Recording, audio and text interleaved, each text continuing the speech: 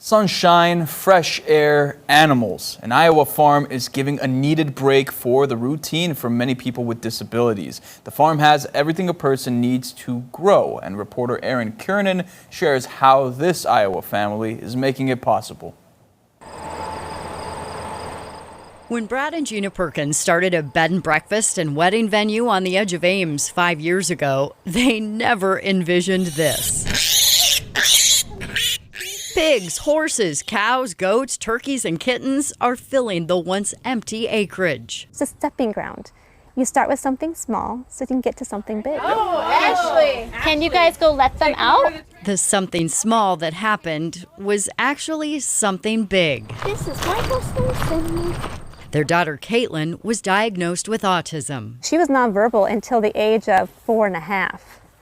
So when she was out at the farm, after having traditional therapies and not seeing any kind of results, but anxiety and panic attacks, 2 weeks at our acreage with ABA in home, she looked at me and she said, "Hi, Mommy."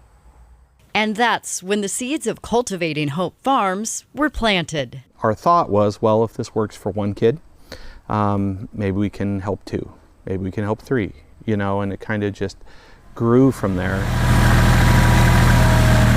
They started with a shed and a few horses and goats, creating what would ultimately become Iowa's first care farm, designed for people with disabilities. The farm is essentially a little bit of a trick, right? It's good trick. The animals, the machinery, the gardening, whatever.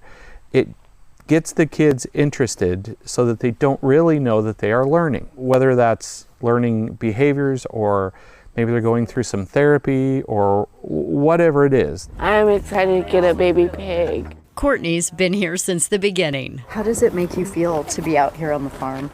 I just love it here. Just have fun and have my personality is like animals, pigs, rabbits. Yeah, good girl. How important do you think these sorts of spaces are for people with disabilities and their families? I can't even put the emphasis on it. It's just huge because they live a life that's very programmed, either by medical doctors or their staff or the people that are supporting them. I remember you. I think for Courtney coming out here, the Perkins let her own animals. She has her own kitty, her own piglet, her own goat. Adam since he was a baby. The chance to feed animals, to care for something else, to nurture. This place has taken Courtney from being needy to needed, and I think that's just really huge for her. We all put a lot of blood, sweat, and tears into this place to get it to where it is today. It's taken a lot of work. And this place is rooted in family. Sammy Mormon is Brad and Gina's niece. Well, it's awesome because I know what it's like having a sibling that has a disability, and I know how isolating that is. Her little sister Susie beat the odds. My mom and dad were told that she would never live. Most ordinariest kid ever. She wasn't supposed to walk, talk, or do anything. But she did. I'm right here laughing, and I don't know why. And she thrived. She loved it out here. Oh my gosh, she loved it. She was the hostess with the mostest, yes, at Raspberry Hill. Susie died 3 years ago, right after her 16th birthday. Her memory lives on at the farm through the people who loved her. We accept everybody, and it's awesome watching these kids come out here, and at first they're all shy and timid, and then all of a sudden they're talking or they're laughing and they're giggling.